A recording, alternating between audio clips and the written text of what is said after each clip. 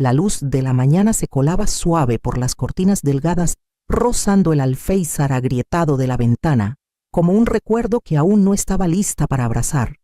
Me paré frente al espejo largo clavado en la parte trasera de la puerta de mi cuarto, conteniendo el aliento mientras ajustaba el cuello de mi vestido azul marino. Lo había planchado 3 veces el vapor siseando sobre el mismo pliegue, solo para asegurarme de que quedara perfecto. Ni muy llamativo, ni muy sencillo.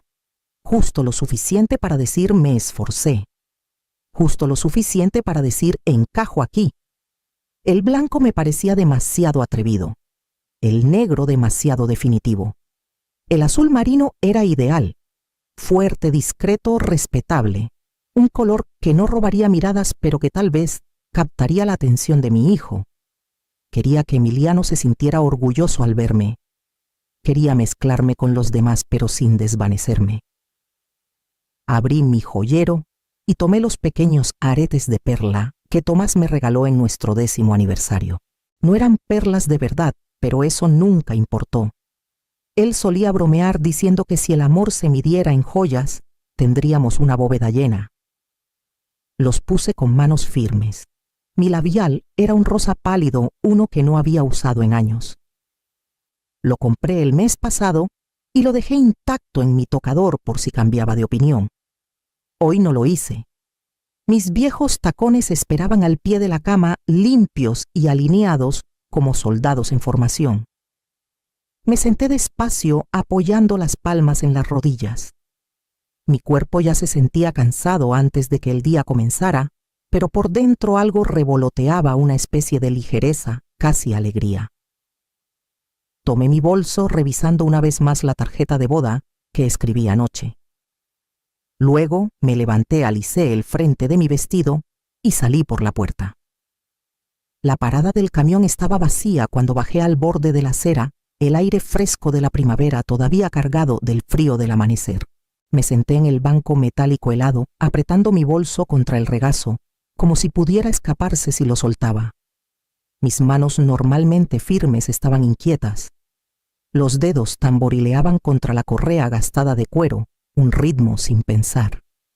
Emiliano solía llamar todos los domingos, como reloj. Preguntaba cómo estaba, si las nuevas pastillas ayudaban, si había comido. A veces incluso reía como antes cuando el mundo aún no lo había convencido de que la alegría había que ganársela. Pero en algún momento las llamadas se espaciaron.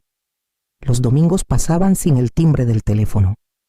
Luego, los mensajes cambiaron primero frases completas, después palabras cortantes, hasta que solo recibía pedazos ocupado. En una fecha límite. Te llamo luego. Luego nunca llegó. Cuando me dijo que estaba comprometido fue por videollamada. Su rostro brillaba con una emoción afilada como quien acaba de ganar algo caro. Giró la cámara hacia Mariana solo lo suficiente para que viera su mano en el brazo de él, el diamante en su dedo, atrapando la luz. Ella sonrió educada, pero distante, y saludó con la mano. Luego, la llamada se cortó, y él no volvió a llamar. Pasaron semanas antes de que me atreviera a preguntar si podía conocerla solo para un café para platicar. La voz de Emiliano titubeó al otro lado. Mamá aún no dijo. Ella viene de una familia diferente. Quiero que todo sea perfecto.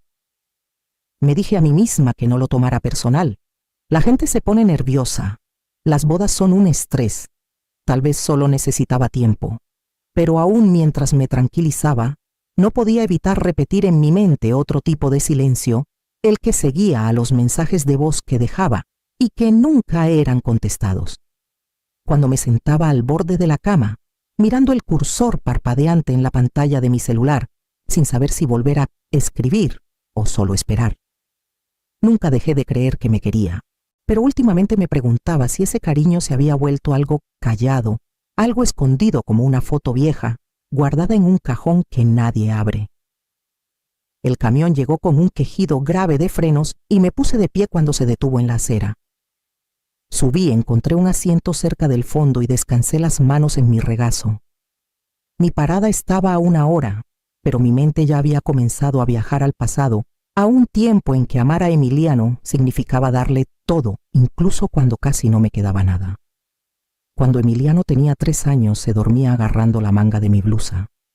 Si me movía demasiado pronto, sus deditos se aferraban como un pajarito asustado que no quería soltar. Fue el año en que Tomás murió. Un momento estaba riendo con una taza de café negro en la mano y al siguiente estaba desplomado sobre la mesa de la cocina sin aliento antes de que siquiera alcanzara el teléfono. El doctor dijo que fue el corazón algo repentino, algo cruel. Después del funeral recuerdo haber mirado la libreta de cheques y darme cuenta de que lo único que quedaba con nuestro nombre era la hipoteca. Tomé el primer trabajo de limpieza que me ofrecieron pisos de hospital por la mañana, luego un edificio de oficinas por la noche. A veces apenas llegaba a casa antes del amanecer. Veía a Emiliano dormir con la boca ligeramente abierta, la sábana empujada hasta las rodillas, y pensaba, solo una semana más, un cheque más. Luego las cosas se calmarán. Pero las semanas se convirtieron en años. Para cuando estaba en secundaria, Emiliano había aprendido a no pedir mucho, pero yo veía cómo miraba los tenis de sus compañeros, sus celulares, las chamarras con nombres de marcas bordados en el pecho como escudos de pertenencia. Un día llegó a casa, aventó su mochila y preguntó por qué no podíamos ser normales. Tenía 16 cuando nos hablaron de su hígado, una condición crónica que nadie había detectado a tiempo. El doctor habló con palabras bajas y cuidadosas como si las malas noticias necesitaran suavidad para caer bien. Necesitaba un trasplante. No lo dudé. Les dije que me hicieran las pruebas y cuando confirmaron que era compatible, firmé los papeles ese mismo día. Me advirtieron sobre las complicaciones del dolor. Asentí como si entendiera, pero lo único que escuché fue vivirá. Eso es lo que importa. Después de la cirugía, el dolor venía en oleadas, un dolor profundo y arrastrado que se instaló en mis costillas y no se iba. No podía pagar todos los medicamentos recetados, así que los racioné. Algunas noches me quedaba en la cama mirando el techo, mordiendo una toalla, para no despertar a Emiliano con mis gemidos. Nunca supo cuántas cosas dejé de lado. Los mandados se hacían con cupones y rezos. Remendé mi chamarra de invierno 3 veces antes de rendirme y comprar una de liquidación. Cancelé citas con el dentista. Me quedé sin zapatos nuevos, estiré cada peso hasta que se deshacía. Cuando cumplió 17, Emiliano pidió unos Air Jordans. Todos los chicos de la escuela los tenían. Trabajé 2 turnos extra esa semana, lavé ropa para una vecina y dejé de comprar mis medicamentos postoperatorios solo para que fuera posible. Cuando le di la caja, su cara se iluminó como si le hubiera dado el mundo entero. Un mes después, colapsé mientras fregaba el 3er piso del hospital. Había estado mareada toda la mañana, pero seguí diciéndome que solo necesitaba llegar a la hora del almuerzo. El suelo pareció inclinarse bajo mis pies y luego todo se volvió negro. Desperté en urgencias mirando el techo fluorescente, el olor a desinfectante punzante en mi nariz. La enfermera preguntó si había alguien a quien pudiera llamar. Le di el número de Emiliano. Sonó una vez, 2. Luego escuché su voz amortiguada por el ruido de fondo música, risas, el tintineo de copas. «Mamá, ¿qué pasa?» «Estoy en el hospital», susurré. «¿Puedes venir?» Hubo una pausa luego.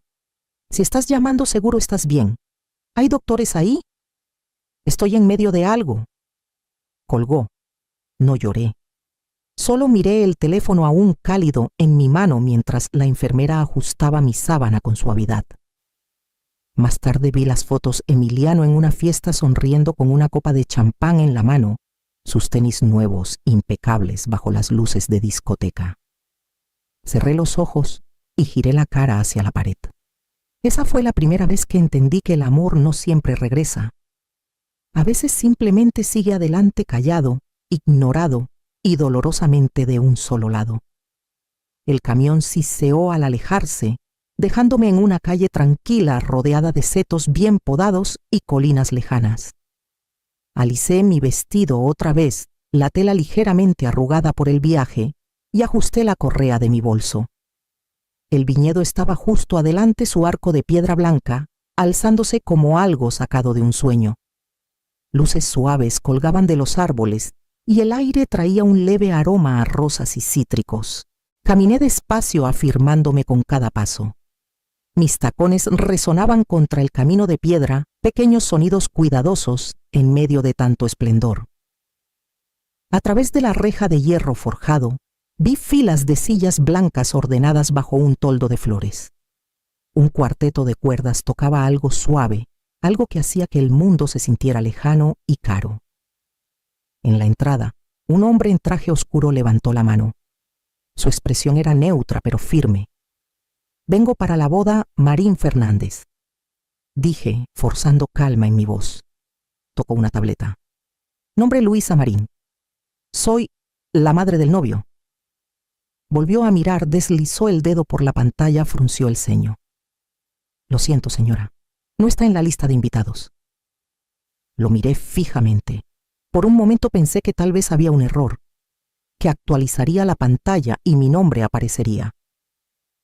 «Soy su madre», repetí más bajo ahora. No me miró. «Voy a tener que pedirle que se haga a un lado».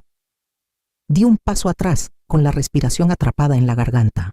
Mis manos temblaron mientras sacaba mi celular. Marqué a Emiliano. Sin respuesta. Intenté de nuevo. La pantalla se iluminó con un mensaje. «No hagas un escándalo, por favor». Eso fue todo, sin saludo, sin explicación, solo esas 6 palabras frías y pulcras como cristal. Me quedé ahí mucho tiempo con el vestido planchado, los zapatos lustrados, el corazón latiendo contra el silencio. Adentro la música seguía creciendo y suavizándose mientras los invitados tomaban sus lugares. Me giré un poco lo suficiente para ver la reja desde un lado y observé cómo una mujer en un vestido color perla era escoltada con una sonrisa. Ella rió, se tomó del brazo de alguien y desapareció detrás del arco floral. Me alejé del camino hacia la línea de árboles donde las sombras eran lo bastante espesas para esconderme. Desde ahí esperé. Quería ver su rostro. Necesitaba escuchar qué diría sobre la mujer que lo crió. Desde detrás del seto bajo cerca de las rejas de hierro podía verlo todo. Los invitados llenaban las sillas con tonos pastel y trajes impecables, abanicándose bajo las luces colgantes. Emiliano estaba al frente alto en un smoking negro con los hombros rectos, como si estuviera dando un discurso final. Su cabello estaba peinado con cuidado, su sonrisa fácil y sin preocupaciones. El niño que crié no estaba en sus ojos. El oficiante dio un paso atrás y Emiliano tomó el micrófono. Miró a los invitados tranquilo y seguro, como si perteneciera a ese mundo perfecto de manteles blancos y copas relucientes. «Quiero agradecerles a todos por estar aquí hoy», comenzó. «Este momento significa más de lo que las palabras pueden expresar, especialmente para quienes me han ayudado a convertirme en el hombre que soy». Me incliné un poco hacia adelante, cada nervio en espera. «Quiero dar un agradecimiento especial», continuó, «a mi madre, que no pudo estar aquí hoy porque está trabajando en el extranjero. Su amor y apoyo desde lejos lo han sido todo». Mi cuerpo se quedó inmóvil. En el extranjero estaba a 6 metros. No había salido del estado en 20 años. La verdad cayó como una piedra afilada en mi pecho. No solo me había borrado de su boda, me había reescrito como una ficción que no rompiera la vista. Y por supuesto, añadió su voz, subiendo un poco, a la madre de Mariana, Evelyn Fernández. Ella ha sido como una segunda madre para mí, generosa, amable y siempre apoyándome. Hoy me siento doblemente bendecido. El aplauso estalló. La multitud se giró para mirar a Evelyn, que se levantó y dio un pequeño saludo elegante. Ahora la reconocí, vestido color perla, moño alto, postura elegante. La misma mujer que pasó por mi lado en la entrada sin mirarme. Luego vinieron las fotos. Un fotógrafo dio un paso al frente y gritó: «Familia de los novios, por favor, reúnanse al frente». Se acomodaron riendo y sacudiéndose polvo imaginario de los hombros. Evelyn tomó su lugar junto a Emiliano apoyando su mano suavemente en su espalda. Mariana los enlazó a ambos por el brazo. Sonrían todos, dijo el fotógrafo, y lo hicieron. El obturador hizo clic una y otra vez. Esperé a que alguien mirara alrededor, que se preguntara dónde estaba. Nadie lo hizo, nadie se giró. Me adentré más en la sombra del árbol conteniendo el aliento. Los aplausos regresaron cuando la música comenzó de nuevo. Levantaron copas de champán. Los tenedores tintinearon contra los platos. Más allá de la reja, una nueva familia estaba siendo celebrada, y yo no era parte de ella. Cuando llegué a casa esa noche no encendí las luces. Me senté a la mesa de la cocina con las manos cruzadas en el regazo, dejando que el silencio se asentara a mi alrededor. La tarjeta de boda seguía en mi bolso, sin firmar, sin abrir.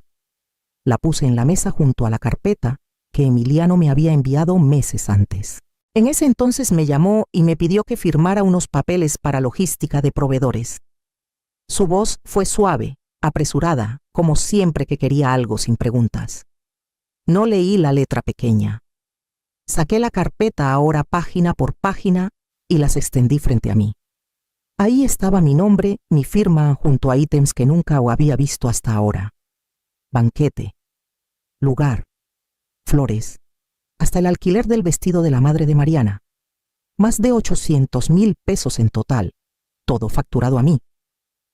Abrí mi laptop y encontré el correo reenviado enterrado en un hilo antiguo. Emiliano había escrito: no dejes que su nombre aparezca. No leerá la letra pequeña. Mariana quiere que la imagen de la familia sea impecable. Leí las palabras 2 veces, tal vez 3. No solo me había dejado fuera, me había usado para construir la vida de la que no me permitió ser parte.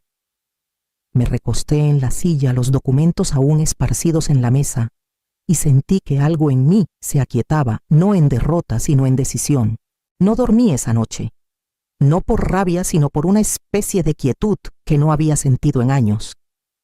No la calma de la paz, sino la claridad de haber terminado. Al amanecer herví agua para un té, abrí la carpeta de nuevo y tomé los contratos uno por uno. La primera llamada fue a la compañía de banquetes. Mantuve la voz calmada, la respiración firme. Hola, soy Luisa Marín. Soy la titular del contrato para la boda Marín Fernández. Por el uso indebido de mi información financiera, estoy ejerciendo mi derecho a cancelar los servicios restantes. Con efecto inmediato. Hubo una pausa, luego confusión, luego una aceptación a regañadientes. Hice 5 llamadas más. La empresa de iluminación, el distribuidor de vinos, la banda de la noche. Cada vez repetí las palabras con calma, como se repite algo tan cierto que no necesita defenderse. La última llamada fue al gerente del lugar, quien titubeó antes de hablar. Pero la recepción es esta noche. No parpadeé. Lo sé, y no será financiada por mí. En 2 horas los correos comenzaron a llegar: confirmaciones de cancelaciones, procesos de reembolso, acuerdos de servicios terminados. Mi bandeja se llenó de pruebas de que ya no era la patrocinadora silenciosa de mi propio borrado.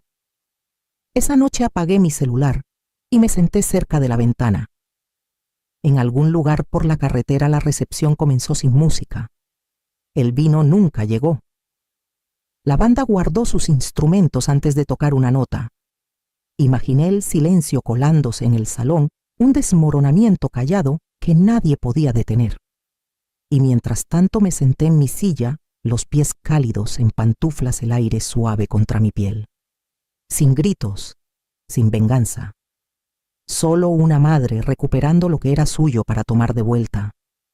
La mañana después de la boda me senté a la mesa de la cocina con una taza de té y abrí mi laptop.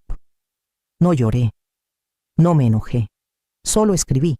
Un ensayo corto, sin nombres, sin lástima, solo hechos. ¿Quién pagó realmente por esta boda de 8 millones de pesos? Adjunté una foto, una esquina de la factura del banquete con mi firma y cité una línea del correo de Emiliano. No leerá la letra pequeña. No firmé con mi nombre. No hacía falta. Lo envié a una columna para mujeres que solía leer en momentos de calma. Pensé que pasaría desapercibido, pero no fue así. En días comenzaron a aparecer comentarios, luego correos. Otras mujeres madres, tías, abuelas escribieron diciendo a mí también. Algunas habían sido excluidas de graduaciones, otras de baby showers o cumpleaños. Ninguna de nosotras tenía nombres en los titulares, pero nos reconocíamos por el dolor. Fue entonces cuando imprimí un volante y lo pegué en la ventana del supermercado Clase de cocina los sábados, para mujeres que dieron demasiado, gratis. La primera semana vinieron 2 mujeres, luego 5. Compartimos recetas, picamos cebollas, reímos con tazas de té agrietadas. No era terapia, no era venganza, era compañía, presencia. Un sábado cociné de más. Puse 6 platos, 1 para cada una de ellas y 1 para mí. Nadie dio discursos, nadie brindó. Pero cuando nos sentamos y pasamos el pan caliente y los tazones de guisado, sentí que algo regresaba a mí. No lo que perdí, lo que casi había olvidado que aún tenía. Era un martes cuando escuché el golpe, no fuerte, no apresurado. Solo 3 toques inciertos contra la madera. Me sequé las manos con un trapo y miré por la mirilla. Emiliano estaba ahí empapado, más delgado de lo que recordaba, con la lluvia goteando de su cabello y una mochila gastada al hombro. Parecía alguien que había caminado mucho sin saber a dónde iba. Cuando abrí la puerta no dio un paso adelante, solo me miró con los ojos rojos y crudos. Mamá dijo. Su voz se quebró en la palabra. No hablé. Tragó con fuerza. Se fue. Mariana, su familia, todos, cuando supieron la verdad, todo se desmoronó. Hizo una pausa buscando en mi rostro algo reconocimiento, gracia a un hilo al que aún pudiera aferrarse.